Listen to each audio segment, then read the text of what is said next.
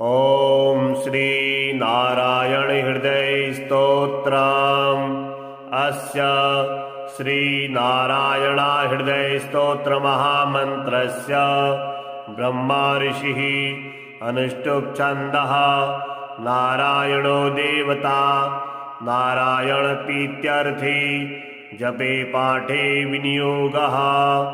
ध्यानम् उद्यदादित्यसङ्कासम् पीतवासं चतुर्भुजं शङ्खचक्रगदापाणिं ध्याये लक्ष्मीपतिं हरिम्। ॐ नारायणः परं ज्योतिरात्मा नारायणः परः नारायणः परं ब्रह्म नारायण नमोऽस्तुते। नारायणः परो देवो दाता नारायणः परः नारायणः परो धाता नारायण नमोऽस्तुते। नारायणः परं धाम ध्यानं नारायणः परः नारायण परो धर्मो नारायण नमोऽस्तुते। नारायणः परो देवो विद्या नारायणः परः विश्वं नारायणः साक्षात् नारायण नमोऽस्तुते। नारायणाद्विधिर्जातो जातो नारायणाद्भवः जातो नारायणादिन्द्रो नारायण नमोऽस्तुते। रविर्नारायणस्तेजः चन्द्रो नारायणो महा वह्नि नारायणः साक्षात् नारायण नमोऽस्तुते। नारायण उपास्यः स्यात् गुरुर्नारायणः परः नारायणः परो बोधो नारायण नमोऽस्तुते। नारायणः फलं मुख्यं सिद्धिर्नारायणः सुखं हरिर्नारायणः शुद्धिर्नारायण नमोऽस्तुते। निगमावेदितानन्ता कल्याणगुणवारिधे नारायण नमस्तेस्तु नरकारणवतारका जन्ममृत्युजरा व्याधि पारतन्त्रादिभिः सदा दोषैर्स्पृष्टरूपाय नारायण नमोऽस्तुते। वेदशास्त्रार्थविज्ञान साध्यभक्तिगोचर नारायण नमस्तेस्तु मामुद्धर भवार्णवात् नित्यानन्दमहोदार परात्पर जगत्पते नारायण नमस्तेस्तु मोक्ष साम्राज्यदायिने आब्रह्मस्तंभ पर्यन्ता मखिलात्ममहाश्रया सर्वभूतात्मभूतात्मन् नारायण नमोऽस्तुते। पालिताशेषलोकाय पुण्यश्रवणकीर्तना नारायण नमस्तेस्तु प्रलयोदकसायिनी निरस्त सर्वदोषाय भक्त्यादिगुणदायिनी नारायण नमस्तेस्तु त्वां विना नहि मे गतिः धर्मार्थकाममोक्षाख्य पुरुषार्थप्रदायिनी नारायण नमस्तेस्तु पुनस्तेस्तु नमो नमः। नारायण त्वमेवासि दैराख्ये हृदि स्थितः प्रेरिता प्रेयमाणानां त्वया प्रेरितमानसः त्वदाज्ञां शिरसा कृत्वा भजामि जनपावनं नानोपासनमार्गाणां भवकृद्भावबोधकः भावार्थकृतभवातीतु भवसौख्यप्रदो मम त्वन्मायामोहितं विश्वं त्वयैव परिकल्पितं त्वदधिष्ठानमात्रेण सा वै सर्वार्थकारिणी त्वमेव तां पुरस्कृत्य मम कामान् समर्थय न मे त्वदन्यस्त्रास्ति त्वदन्यं हि दैवतं त्वदन्यं न हि जानामि पालकं पुण्यवर्धनं यावत् संसारिको भावो मनस्तो भावनात्मकः तावत् सिद्धिर्भवेत् साध्या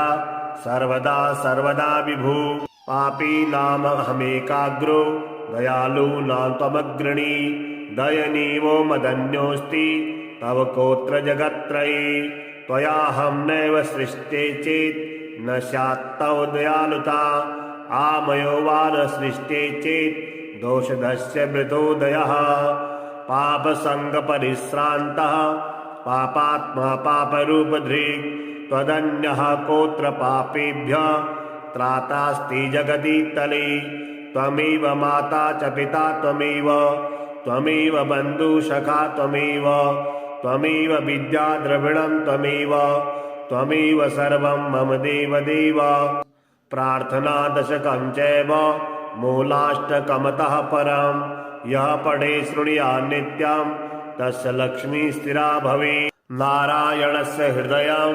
सर्वाभीष्टफलप्रदं लक्ष्मी हृदयकं स्तोत्रं यदि चेत्तद्विना कृतं तत्सर्वं निष्फलं प्रोक्तं लक्ष्मीः क्रुध्यति सर्वदा एतत् संकलितं स्तोत्रं सर्वाभीष्टफलप्रदं जपेत् संकलितं कृत्वा सर्वाभीष्टमवाप्नुयात् नारायणस्य हृदयम् आदौ जपत्वा ततः परं लक्ष्मी हृदयकं स्तोत्रं जपेन्नारायणं पुनः पुनर्नारायणं जपत्वा पुनर्लक्ष्मीनुतिं जपेत् तद्बद्धो बाधिकं कुर्यात् एतत् संकलितं शुभम् एवं मध्ये द्विवारेण जपेत् संकलितं शुभम् लक्ष्मी हृदयके स्तोत्रे सर्वमन्यत् प्रकाशितं सर्वान् कामानमवाप्नोति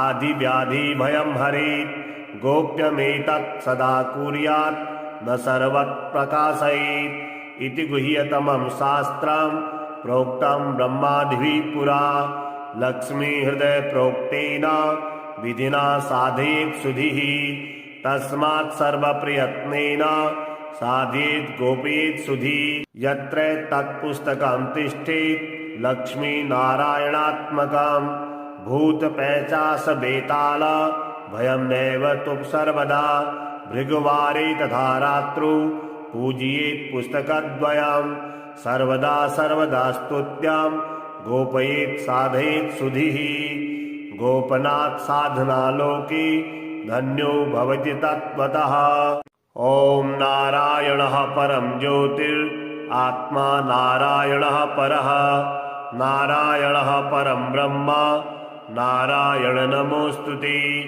नारायणः परो देवो दाता नारायणः परः नारायणः परो दाता नारायण नमोऽस्तुते नारायणः परं धाम ध्यानं नारायणः परः नारायण परो धर्मो नारायण नमोऽस्तुते नारायणः परो देवो विद्या नारायणः परः विश्वं नारायणः साक्षात् नारायण नमोऽस्तुते नारायणाद् विधिर्जातो जातो नारायणाद् भवः जातो नारायणादिन्द्रो नारायण नमोऽस्तुते रविर्नारायणस्तेजः चन्द्रो नारायणो महा वह्नि नारायणः साक्षात् नारायण नमोऽस्तुते नारायण उपास्यः स्यात् गुरुर्नारायणः परः नारायणः परो बोधो नारायण नमोऽस्तुते नारायणः फलं मुख्यं सिद्धिर्नारायणः सुखं हरिर्नारायणः शुद्धिर्नारायण नमोऽस्तुते निगमावेदितानन्ता कल्याणगुणवारिधे नारायण नमस्तेस्तु नरकारणवतारका जन्ममृत्युजराव्याधि पारतन्त्रादिभिः सदा दोषैर्स्पृष्टरूपाय नारायण नमोऽस्तुते वेदशास्त्रार्थविज्ञान साध्यभक्तिगोचर नारायण नमस्तेस्तु मामुद्धर भवार्णवात् नित्यानन्दमहोदार परात्पर जगत्पते नारायण नमस्तेस्तु मोक्षसाम्राज्यदायिने आब्रह्मस्तम्भपर्यन्तमखिलात्ममहाश्रया सर्वभूतात्मभूतात्मन् नारायण नमोऽस्तुते पालिताशेषलोकाय पुण्यश्रवणकीर्तना नारायण नमस्तेस्तु प्रलयोदकसायिनी निरस्तसर्वदोषाय भक्त्यादिगुणदायिनी नारायण नमस्तेस्तु त्वां विना नहि मे गतिः धर्मार्थकाममोक्षाख्य पुरुषार्थप्रदायिनी नारायण नमस्तेस्तु पुनस्तेस्तु नमो नमः नारायण त्वमेवासि दैराख्ये हृदि स्थितः प्रेरिता प्रेयमाणानां त्वया प्रेरितमानसः त्वदाज्ञां शिरसा कृत्वा भजामि जनपावनं नानोपासनमार्गाणां भवकृद्भावबोधकः भावार्थकृतभवातीतु भवसौख्यप्रदो मम त्वन्मायामोहितं विश्वं त्वयैव परिकल्पितं त्वदधिष्ठानमात्रेण सा वै सर्वार्थकारिणी त्वमेव तां पुरस्कृत्य मम कामान् समर्थय न मे त्वदन्यस्त्रास्ति त्वदन्यं हि दैवतं त्वदन्यं न हि जानामि पालकं पुण्यवर्धनं यावत् संसारिको भावो मनस्तो भावनात्मकः तावत् सिद्धिर्भवेत् साध्या सर्वदा सर्वदा विभु पापी नाम अहमेकाग्रो दयालूनां त्वमग्रणी दयनीयो मदन्योऽस्ति तव कोत्र जगत्त्रये त्वयाहं नैव सृष्टे चेत् न स्यात् तव दयालुता आमयो वा न सृष्टे चेत् दोषदस्य मृतोदयः पापसङ्गपरिश्रान्तः पापात्मा पापरूपधृक् त्वदन्यः कोत्र पापेभ्यः त्रातास्ति जगदीतले त्वमेव माता च पिता त्वमेव बन्धुसखा त्वमेव विद्या द्रविणं त्वमेव सर्वं मम देवदेव प्रार्थना दशकं चैव मूलाष्टकमतः परं यः पठे शृणुयात् नित्यं तस्य लक्ष्मी स्थिरा भवेत् नारायणस्य हृदयं सर्वाभीष्टफलप्रदं लक्ष्मी हृदयकं स्तोत्रं यदि चेत्तद्विना कृतं तत्सर्वं निष्फलं प्रोक्तं लक्ष्मीः क्रुध्यति सर्वदा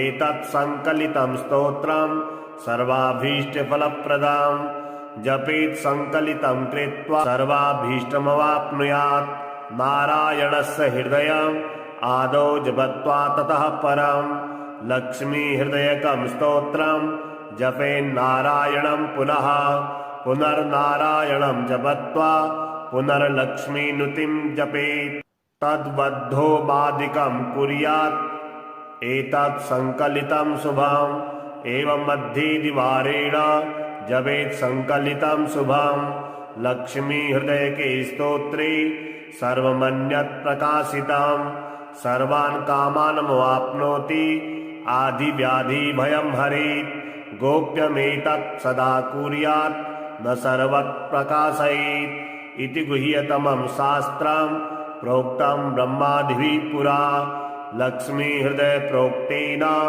विधिना साधयेत् सुधिः तस्मात् सर्वप्रयत्नेन साधयेत् गोपयेत् सुधि यत्र तत्पुस्तकं तिष्ठेत् लक्ष्मी नारायणात्मकं भूतपैशाच बेताल भयं नैव तु सर्वदा भृगुवारे तथा रात्रौ पूजयेत् पुस्तकद्वयं सर्वदा सर्वदा स्तुत्यं गोपयेत् साधयेत् सुधिः गोपनात् साधनालोके धन्यो भवति तत्त्वतः ॐ नारायणः परं ज्योतिरात्मा नारायणः परः नारायणः परं ब्रह्म नारायण नमोऽस्तुते नारायणः परो देवो दाता नारायणः परः नारायणः परो दाता नारायण नमोऽस्तुते नारायणः परं धाम ध्यानं नारायणः परः नारायण परो धर्मो नारायण नमोऽस्तुते नारायणः परो देवो विद्या नारायणः परः विश्वं नारायणः साक्षात् नारायण नमोऽस्तुते। नारायणाद्विधिर्जातो जातो नारायणाद्भवः जातो नारायणादिन्द्रो नारायण नमोऽस्तुते। रविर्नारायणस्तेजः चन्द्रो नारायणो महा वह्नि नारायणः साक्षात् नारायण नमोऽस्तुते। नारायण उपास्यः स्यात् गुरुर्नारायणः परः नारायणः परो बोधो नारायण नमोऽस्तुते। नारायणः फलं मुख्यं सिद्धिर्नारायणः सुखम् हरिर्नारायणः शुद्धिर्नारायण नमोऽस्तुते। निगमावेदितानन्ता कल्याणगुणवारिधे नारायण नमस्तेस्तु नरकारणवतारका। जन्ममृत्युजराव्याधि पारतन्त्रादिभिः सदा दोषैर्स्पृष्टरूपाय नारायण नमोऽस्तुते। वेदशास्त्रार्थविज्ञान साध्यभक्तिगोचर नारायण नमस्तेस्तु मामुद्धर भवार्णवात्। नित्यानन्दमहोदार परात्पर जगत्पते नारायण नमस्तेस्तु मोक्षसाम्राज्यदायिने। आब्रह्मस्तम्भपर्यन्तमखिलात्ममहाश्रया सर्वभूतात्मभूतात्मन् नारायण नमोऽस्तुते। पालिताशेषलोकाय पुण्यश्रवणकीर्तना नारायण नमस्तेस्तु प्रलयोदकसायिने। निरस्तसर्वदोषाय भक्त्यादिगुणदायिने नारायण नमस्तेस्तु त्वां विना नहि मे गतिः। धर्मार्थकाममोक्षाख्य पुरुषार्थप्रदायिने नारायण नमस्तेस्तु पुनस्तेस्तु नमो नमः। नारायण त्वमेवासि दहराख्ये हृदि स्थितः प्रेरिता प्रेयमाणानां त्वया प्रेरितमानसः। त्वदाज्ञां शिरसा कृत्वा भजामि जनपावनं नानोपासनमार्गाणां भवकृद्भावबोधकः। भावार्थकृतभवातीतु भवसौख्यप्रदो मम। त्वन्मायामोहितं विश्वं त्वयैव परिकल्पितं त्वदधिष्ठानमात्रेण सा वै सर्वार्थकारिणी। त्वमेव तां पुरस्कृत्य मम कामान् समर्थय। न मे त्वदन्यस्त्रास्ति त्वदन्यं हि दैवतं त्वदन्यं न हि जानामि पालकं पुण्यवर्धनं। यावत् संसारिको भावो मनस्तो भावनात्मकः तावत् सिद्धिर्भवेत् साध्या सर्वदा सर्वदा विभु। पापी नामहमेकाग्रो दयालूनां त्वमग्रणी। दयनीयो मदन्योऽस्ति तव कोत्र जगत्त्रये। त्वयाहं नैव सृष्टे चेत् न स्यात् तव दयालुता। आमयो वा न सृष्टे चेत् दोषदस्य मृतोदयः।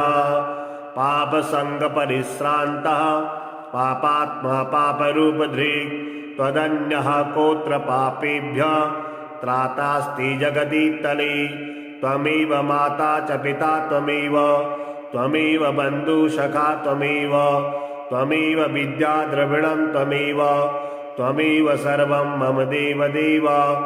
प्रार्थना दशकं चैव मूलाष्टकमतः परं यः पठे शृणुयात् नित्यं तस्य लक्ष्मी स्थिरा भवेत्। नारायणस्य हृदयं सर्वाभीष्टफलप्रदं लक्ष्मी हृदयकं स्तोत्रं यदि चेत्तद्विना कृतं तत्सर्वं निष्फलं प्रोक्तं लक्ष्मीः क्रुध्यति सर्वदा। एतत् संकलितं स्तोत्रं सर्वाभीष्टफलप्रदं जपेत् संकलितं कृत्वा सर्वाभीष्टमवाप्नुयात्। नारायणस्य हृदयम् आदौ जपत्वा ततः परं लक्ष्मी हृदयकं स्तोत्रं जपेन्नारायणं पुनः पुनर्नारायणं जपत्वा पुनर्लक्ष्मीनुतिं जपेत्। तद्बद्धो मादिकं कुर्यात् एतत् संकलितं शुभम् एवं मध्येदिवारेण जपेत् संकलितं शुभम् लक्ष्मी हृदय के स्तोत्रे सर्वमन्यत् प्रकाशितं सर्वान् कामान् वाप्नोति आदि व्याधि भयं हरेत् गोप्यमेतत् सदा कुर्यात् न सर्वत् प्रकाशयेत् इति गुह्यतमं शास्त्रं प्रोक्तं ब्रह्मादिभिः पुरा लक्ष्मी हृदय प्रोक्तेन विधिना साधयेत् सुधिः तस्मात् सर्वप्रयत्नेन साधयेत् गोपयेत् सुधि यत्र तत्पुस्तकं तिष्ठेत् लक्ष्मी नारायणात्मकं भूत पैचास बेताल भयं नैव तु सर्वदा भृगुवारे तथा रात्रौ पूजयेत् पुस्तकद्वयं सर्वदा सर्वदा स्तुत्यां गोपयेत् साधयेत् सुधिः गोपनात् साधनालोके धन्यो भवति तत्त्वतः। ॐ नारायणः परं ज्योतिर् आत्मा नारायणः परः नारायणः परं ब्रह्म नारायण नमोऽस्तुते नारायणः परो देवो दाता नारायणः परः नारायणः परो धाता नारायण नमोऽस्तुते नारायणः परं धाम ध्यानं नारायणः परः नारायण परो धर्मो नारायण नमोऽस्तुते नारायणः परो देवो विद्या नारायणः परः विश्वं नारायणः साक्षात् नारायण नमोऽस्तुते नारायणाद् विधिर्जातो जातो नारायणाद् भवः जातो नारायणादिन्द्रो नारायण नमोऽस्तुते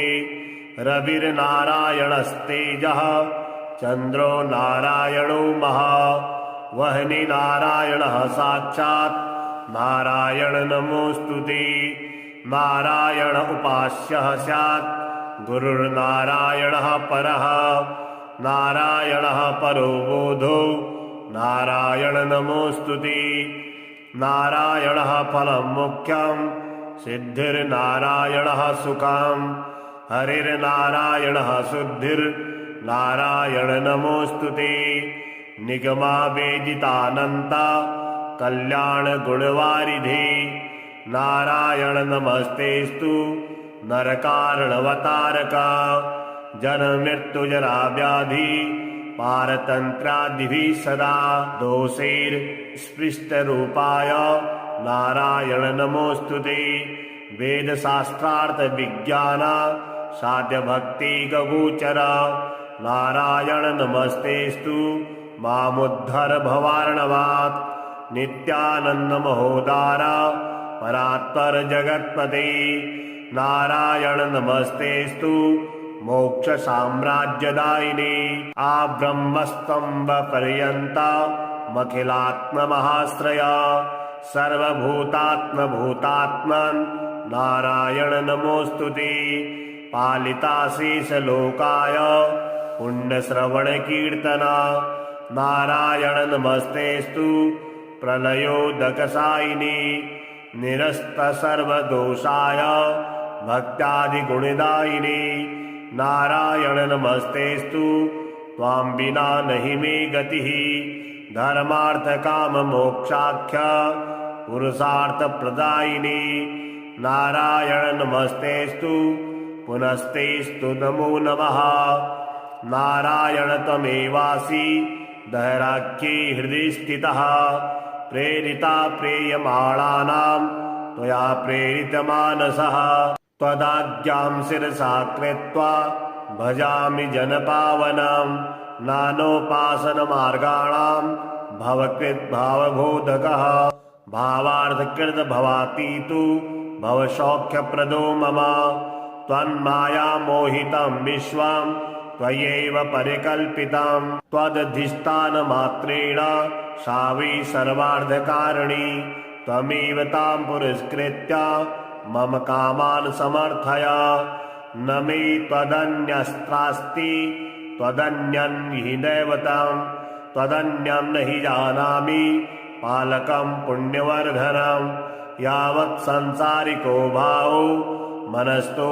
भावनात्मकः तावत् सिद्धिर्भवेत् साध्या सर्वदा सर्वदा विभु पापी नामहमेकाग्रो दयालूनां त्वमग्रणी दयनीयो मदन्योऽस्ति तव कोत्र जगत्त्रये त्वयाहं नैव सृष्टे चेत् न स्यात् तव दयालुता आमयो वा न सृष्टे चेत् दोषधस्य मृतोदयः पापसङ्गपरिश्रान्तः पापात्मा पापरूपधृक् त्वदन्यः कोत्र पापेभ्यः त्रातास्ति जगदीतले त्वमेव माता च पिता त्वमेव बन्धुसखा त्वमेव विद्या द्रविणं त्वमेव सर्वं मम देवदेव प्रार्थना दशकं चैव मूलाष्टकमतः परं यः पठे शृणुयात् नित्यं तस्य लक्ष्मी स्थिरा भवेत् नारायणस्य हृदयं सर्वाभीष्टफलप्रदं लक्ष्मी हृदयकं स्तोत्रं यदि चेत्तद्विना कृतं तत्सर्वं निष्फलं प्रोक्तं लक्ष्मीः क्रुध्यति सर्वदा एतत् संकलितं स्तोत्रं सर्वाभीष्टफलप्रदं जपेत् संकलितं कृत्वा सर्वाभीष्टमवाप्नुयात् नारायणस्य हृदयम् आदौ जपत्वा ततः परं लक्ष्मी हृदयकं स्तोत्रं जपेन्नारायणं पुनः पुनर्नारायणं जपत्वा पुनर्लक्ष्मीनुतिं जपेत् तद्बद्धो बाधिकं कुर्यात् एतत् संकलितं शुभम् एवं मध्ये द्विवारेण जपेत् संकलितं शुभम् लक्ष्मी हृदयके स्तोत्रे सर्वमन्यत् प्रकाशितं सर्वान् कामानमवाप्नोति आदिव्याधिभयं हरेत् गोप्यमेतत् सदा कुर्यात् न सर्वत् प्रकाशयेत् इति गुह्यतमं शास्त्रं प्रोक्तं ब्रह्मादिभिः पुरा लक्ष्मी हृदय प्रोक्तेन विधिना साधयेत् सुधिः तस्मात् सर्वप्रयत्नेन साधयेत् गोपयेत् सुधि यत्र तत्पुस्तकं तिष्ठेत् लक्ष्मी नारायणात्मकं भूतपैशाच बेताल भयं नैव तु सर्वदा भृगुवारे तथा रात्रौ पूजयेत् पुस्तकद्वयं सर्वदा सर्वदा स्तुत्यां गोपयेत् साधयेत् सुधिः गोपनात् साधना लोके धन्यो भवति तत्त्वतः ॐ नारायणः परं ज्योतिर् आत्मा नारायणः परः नारायणः परं ब्रह्म नारायण नमोऽस्तुते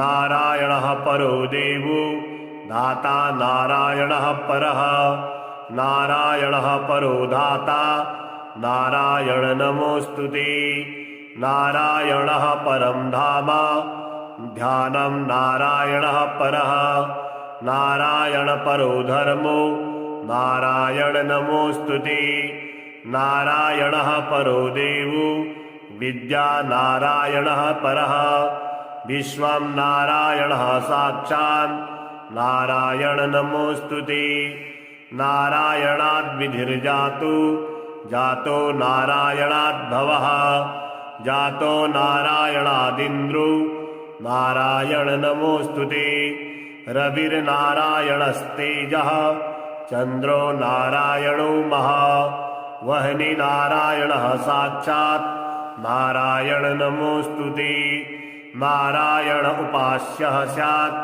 गुरुर्नारायणः परः नारायणः परो बोधो नारायण नमोऽस्तुते नारायणः फलं मुख्यं सिद्धिर्नारायणः सुखं हरिर्नारायणः शुद्धिर्नारायण नमोऽस्तुते निगमावेदितानन्ता कल्याणगुणवारिधे नारायण नमस्तेस्तु नरकारणवतारका जन्ममृत्युजराव्याधि पारतन्त्रादिभिः सदा दोषैर्स्पृष्टरूपाय नारायण नमोऽस्तुते वेदशास्त्रार्थविज्ञान साध्यभक्तिगोचर नारायण नमस्तेस्तु मामुद्धर भवार्णवात् नित्यानंद महोदार परात्पर जगत्पते नारायण नमस्तेस्तु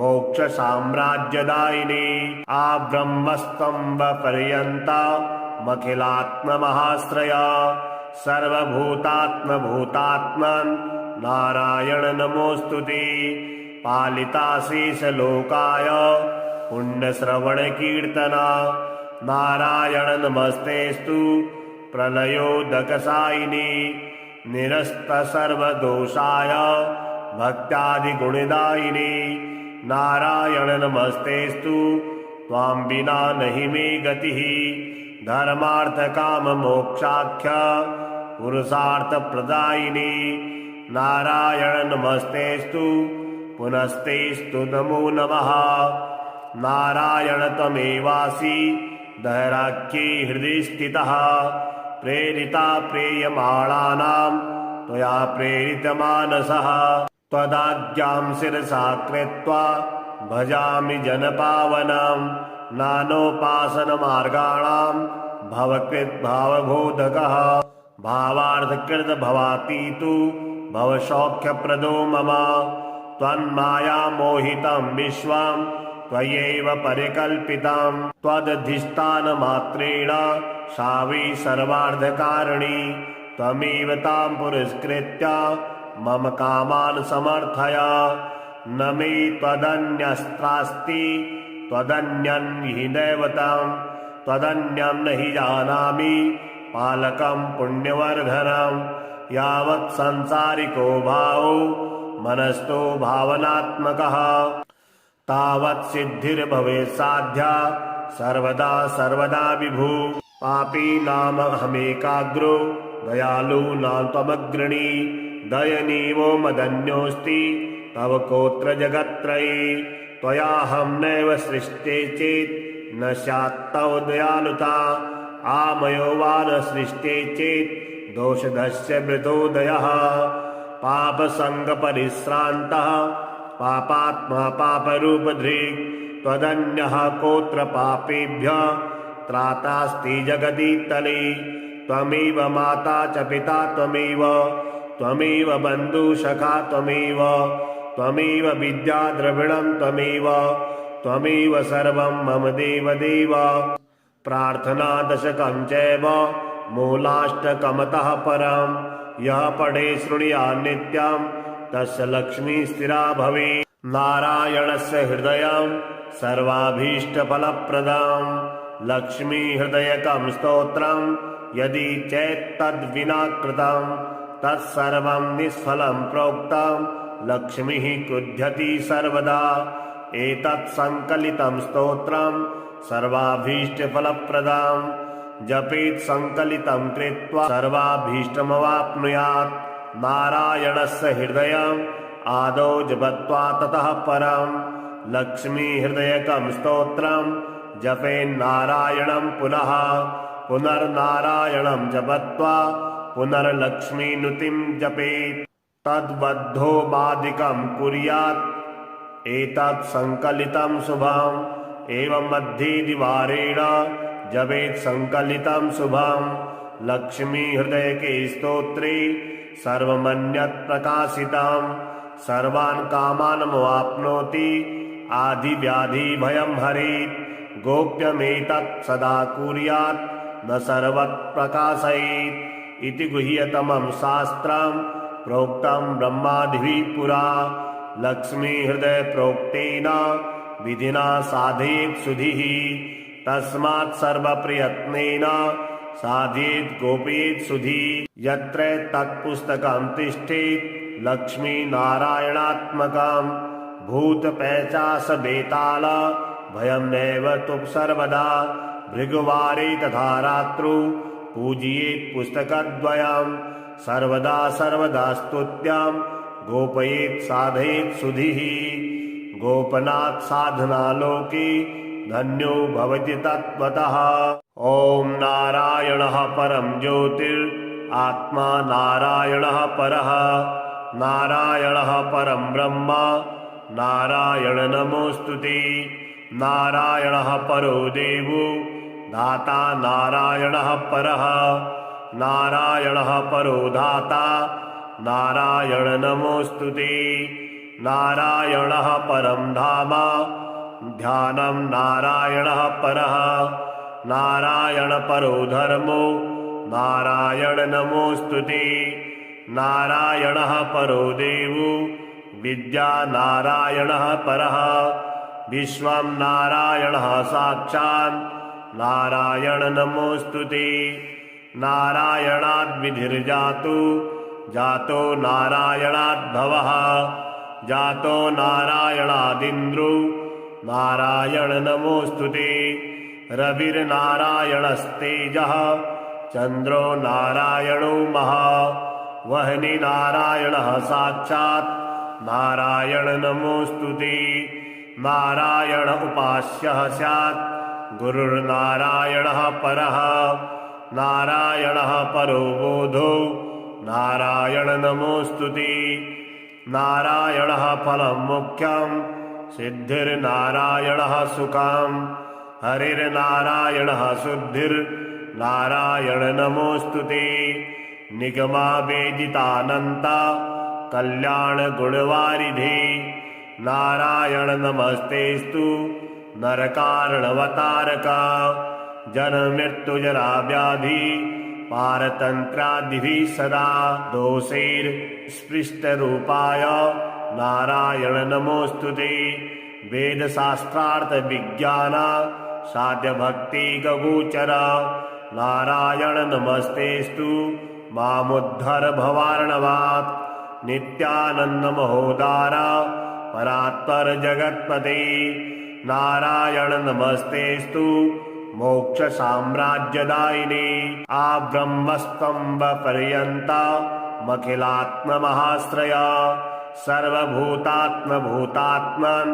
नारायण नमोस्तुते पालिताशेषलोकाय पुण्यश्रवणकीर्तना नारायण नमस्तेस्तु प्रलयोदकसायिनी निरस्तसर्वदोषाय भक्त्यादिगुणदायिनी नारायण नमस्तेस्तु त्वां विना नहि मे गतिः धर्मार्थकाममोक्षाख्य पुरुषार्थप्रदायिनी नारायण नमस्तेस्तु पुनस्तेस्तु नमो नमः नारायण त्वमेवासि दैराख्ये हृदि स्थितः प्रेरिता प्रेयमाणानां त्वया प्रेरितमानसः त्वदाज्ञां शिरसा कृत्वा भजामि जनपावनं नानोपासनमार्गाणां भवकृद्भावबोधकः भावार्थकृतभवातीतु